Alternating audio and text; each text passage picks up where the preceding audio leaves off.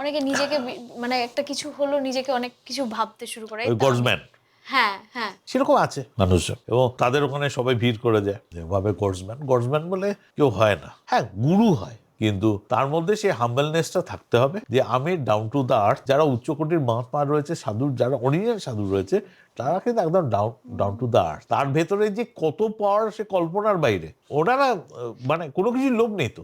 না ভিক্ষা করার দরকার কি, তারা তো যদি ওই লেভেলটা অ্যাচিভ করে তাহলে তো তৈরি করে নিতে পারছে। এবং যখন লোকালয়ে থাকবে তখন কি করে, তখন যখন এই ডাইমেনশনের মধ্যে যখন আসবে তখন তার কি করে শরীরটা রাখার প্রয়োজন পড়ে, কিন্তু ওই ডাইমেনশনের তো প্রয়োজন নেই।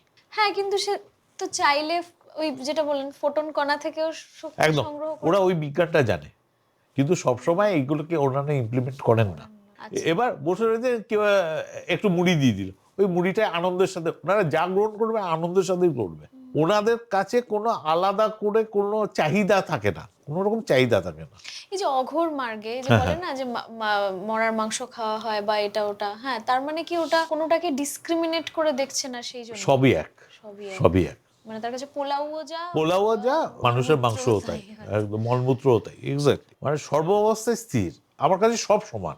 নতুন নতুন মজার আড্ডার জন্য সাবস্ক্রাইব করুন let's talk with Meghla. Let's talk